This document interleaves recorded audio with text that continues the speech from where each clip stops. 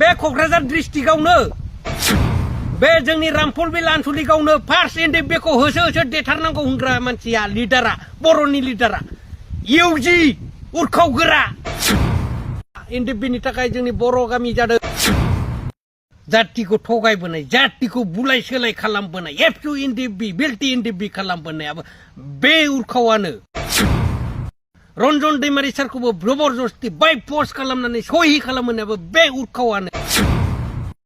जोबथेसालिनिफ्राय दिनैसिमबो जोंनि बर'लेण्ड बिर जोहोलावफ्रा उदां जायैयाव आंहा दुखु दं फै ज' बर' गोजा गोम गोमनो एकदम पलिटिकेल पावारखौ बारायहोथारसै खुलुमबाय बेखौ मिथिया दा नै बुंसोबाय थादों हानि लेखा होदोंनो गामि गामि हानि लेखा होनायखौ खोथाखौ बुंबाय थादों ओरै जा हादान एरियायाव बे हाखौ बिसोर होआखै रायजोफोर नोंथांमोननो हा होदों होनदों बे हाखौ बिथांमोना होआखै बे हाखौ बुंनो थाङोबा 50% रन्जन दैमारिया होदों होनबाबो लस गैया मानो लस गैया जेब्ला रन्जन दैमारिया संगठन दानानै एनडिएफबिआ हाग्रा थादोंमोन बे हाग्रा थानो दिनै गामियाव माइरं लांफैनो जाग्रा आदार रोगानो थाखाय उसुबिदा जानायाव दिनै माइरं रोगाग्राफोरखौबो जों सहाय खालामदों बेफ्रावनो हादान दान बेफ्रावनो था बेफ्रावनो जा गामि बानाय एनडिएफबिनिफ्रायसो सृष्टि जादों हादाना बेखौ आं रोखा बुंगोन बिखा बुंगोन बिखा एनडिएफबिनि थाखाय जोंनि बर' गामि जादों हाग्रा एरियायाव बर' गामि जादों एनडिएफबिनि थाखाय रन्जन दैमारिनि थाखाय गामि गामि हाजार गामि जादों हाग्रा सेर सेर भुटान बर्डार सेर सेर जानायाबो बे रन्जन दैमारि सारनि अननायाव एनडिएफबिनि मददआव गामि जादों आरो बे गामियाव दिनैहाय गभर्नमेन्टजों गनायजानाय लेखा मोनदों बे लेखाखौ दिनै बिटिसि गभर्नमेन्टआ होदों नामा दं नामा बहाबा सिल सहि नायलाय बर' रायजो राजाफोर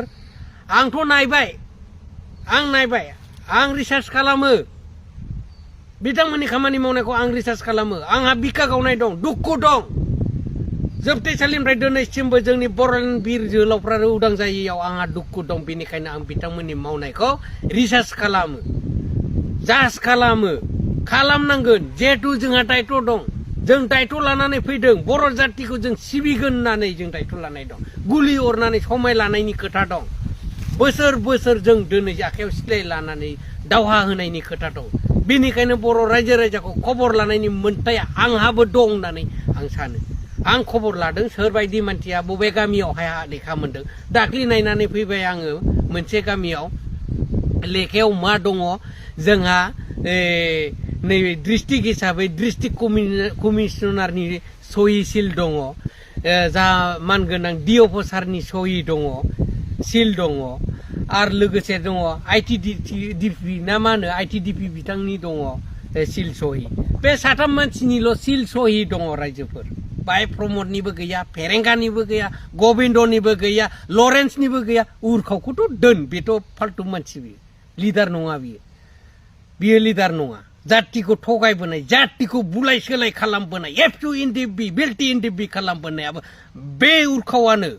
रन्जन दैमारि सारखौबो जबरदस्ति बाय फर्स खालामनानै सहि खालामहोनायाबो बे उरखावानो आरो दाबो एबसुजों एनडिएफबिजों बुलाय होनो थाखाय बियो रेडि जागासिनो दं जानजि खाफ्रागासिनो दं दिनै गावस्रा एबसुनिफ्राय थाङै इउपिपिएलआव बिबान लाहैनानै दिनै उन्दै गथ'फोरखौ इउनिट आनसलिकआव डिस्ट्रिक्ट प्रेसिडेन्ट सेक्रेटारि होबाय केसिआर होफ्लाबाय नै साला बिटिआरनि गासै दायखौ एबसुनि गथ' गोदानै लानाय बिबान लानायफोरनोसो दिनै दायखौ जाबसिनजोबनानै होलांनो नागिरदों अब्ला बे गोदानै लानाय बिबान रुजुनग्रा गथ'फोर बे दानि गोरलै गथ'फोर बैसोआ गोरलै मालाय मा जानो बिस्राबो इडुकेसन दं साननो हानाय गोहोआ दं आं बिसोरखौबो बखिया रायजो राजानि कुइसननि फिननायखौ बिथांमोनासो होनो गोनां जाबाय गावस्राथ' हनै गुवाहाटिनो माबा दिसपुराव सोरबाया बिटिसिनो क'क्राझाराव सेक्रेटारियेटआव सोरबाया बबेबा हस्टेलाव गावस्रा थाखुमा हैजोब्बाय दिनै गोदान बिबान लानाय एबसुनि गथ'फ्रा मा फिनगोन बुं रायजो राजाफोर नोंसिनो बुं दावरावआ सोरनिफ्राय सृष्टि जाया बे इउजिनिफ्राय जादोंना जायाखै दावरावआलाय बे क'क्राझार डिस्ट्रिक्टआवनो बे जोंनि रामफलबिल आनसलिकावनो फार्स्ट एन्ड बेखौ होसो होसो देथारनांगौ होनग्रा मानसिया लिडारा बर'नि लिडारा इउजि उरखाव गोरा मानि गोरा नोंलाय बे गोरा टाइटेलखौ बबेनिफ्राय लाखो नोंलाय हा जातिखौ फोजोबबावनो नागिरदों नामा नोङो उरखाव दिनै मा मावैखो नोङो हा मन्त्रि बिबान लानानै मा मावखो नोङो मा आसनि लाबोखो नोङो लाखथा आसनि देखायदों खैथा आसनिया साक्सेसफुल जाखो खैथा आसनिया कमप्लिट जाखो होलाय इउजि हो फिननायखौ हो रायजो राजानो फै बे फिल्डआव फै हाबै हाबै फोरमाय खिन्थाफै जोंनि जाम्बा जाम्बि बर' रायजो राजानो खोन्थाफै नोंथाङा मा आसनि लाबोदों बबे लामा बबे दालांखौ होफैदों खोन्थाफै गुडविलनि लामानो दाउदै खलथा बायदि लेरलानानै लामा बानायनानै बिल बख'नानै जादों बेनि फिननायखौ नांगौ नामा गायथि लानानै फैबा आङो लामाखौ जावखांनानै देखायगोन खयथा ट्रिपर गारनानै खैथा ट्रिपरनि सायाव ब्लेक टपिं होदों बे टपिंआ दाउदै खलथायासो रोजासिन आंनि न' सेरजों दा सोलिबाय थानाय लामानि लिरनाय ब्लेक टपिंखौ जावखांनानै नायफै नोंथांमोनानो बेसे रोजा होदों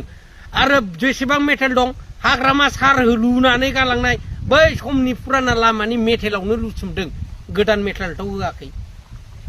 बे रावा आंनि खुगानिफ्रायल' ओंखारनाय नङालै इउपिपिएल गभर्नमेन्ट आंनि खुगानिफ्राय राव बुंनाय राव नङा बियो जोंनि समस्त बे रामफलबिल आनसलिकाव जेसेबांनाखि गामि दङ बे गामिनि मानसियानो बे लामाजों थांलाय फैलाय खालामदों बे गामिनि मानसिफ्रानो आंजों जानानै लोगो नांनानै नोंथांमोनखौ बुंफागोन नोंथांमोना जुदि बिनि